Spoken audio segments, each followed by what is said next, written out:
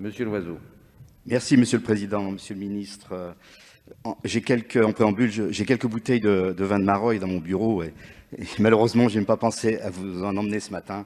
Je pensais que c'était un peu trop tôt.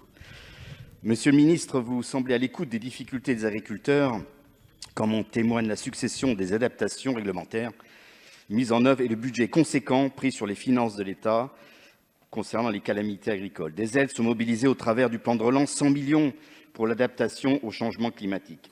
En 2019, la France a connu une succession d'épisodes de gel tardif, de grêle, puis 2 épisodes de canicule exceptionnelle et l'absence quasi totale de précipitations pendant 5 mois. En 2020, les agriculteurs ont dû affronter une 3e sécheresse et depuis avril de cette année, comme vous le savez, Monsieur le Ministre, vergers et vignobles ont lutté contre le gel. En Vendée, dans mon département, donc les nuits des viticulteurs ont été agitées. Je suis allé les rencontrer, et notamment le vignoble de Chantenay, situé dans ma circonscription, a été particulièrement impacté. Face à l'urgence, la réponse publique se veut prompte, mais on peut néanmoins s'interroger sur l'efficacité des dispositions face à l'importance des enjeux. Le réchauffement climatique entraîne l'émergence de nouveaux dangers et la hausse de ces accidents climatiques sont particulièrement pénalisantes pour les rendements agricoles et la pérennité de certains agrosystèmes. Ces risques méritent d'être pleinement reconnus afin de sécuriser les moyens de prévention et d'indemnisation insuffisants pour les producteurs concernés. En France, les outils de gestion des risques se résument à l'assurance récolte, au fonds mutuel sanitaire et environnemental, mais aussi à l'indemnisation des calamités agricoles. Ce fonds calamité n'a pas indemnisé d'incidents environnementaux et la responsabilité de la lutte contre les grandes épidémies reste de la responsabilité de l'État. Malgré les niveaux croissants de subventions publiques de l'État et de l'Union européenne aux contrats d'assurance vie, ce système de prise en charge des risques agricoles non économiques démontre son insuffisance. Les assureurs confirment eux-mêmes le décalage entre les cotisations perçues et les indemnités versées. Quant au système des calamités agricoles purement national, alimenté par une taxe sur les contrats d'assurance, il n'indemnise pas plus les grandes cultures que la vigne et souffre de délais d'indemnisation aux exploitations souvent très très longs. C'est d'ailleurs ce que m'ont dit mes agriculteurs les viticulteurs qui sont dans ma circonscription.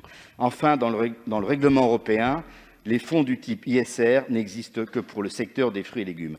Aussi, ma question, Monsieur le Ministre, est assez simple en fait. Que propose le gouvernement? Je sais que vous avez déjà beaucoup travaillé sur ce sujet. Que propose le gouvernement en matière d'amélioration de la gestion des risques en agriculture? Je vous remercie. Merci, Monsieur le Ministre. Vous avez la parole. Merci beaucoup, Monsieur le Président, et merci pour vos mots. Monsieur le député Loiseau,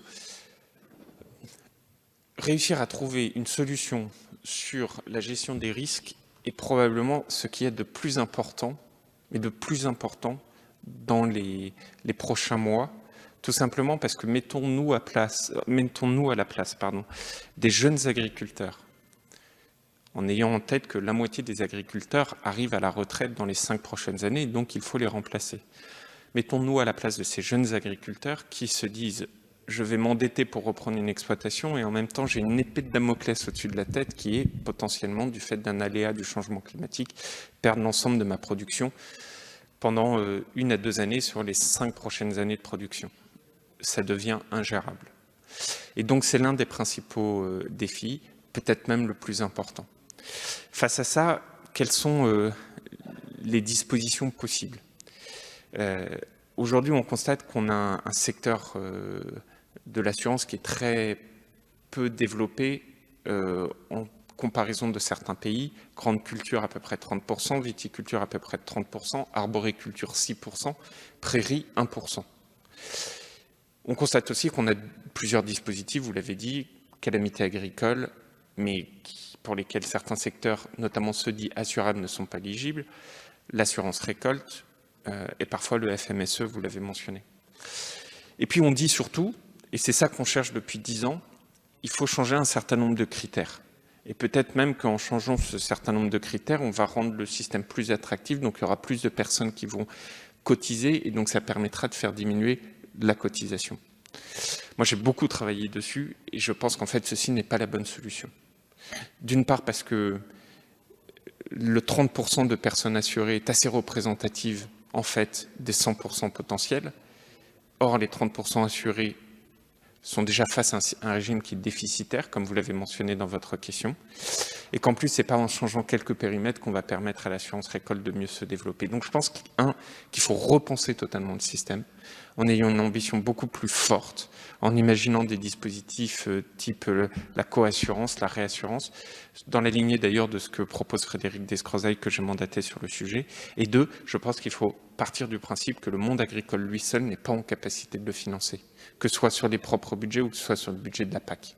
Et donc il faut accepter l'idée de mettre de la solidarité nationale pour accompagner le secteur agricole. Et tout ça me semble justifié parce qu'il en va de la souveraineté de notre pays. Il n'y a pas de pays fort sans agriculture forte, il n'y a pas d'agriculture sans agriculteurs, et les agriculteurs doivent avoir un filet de sécurité.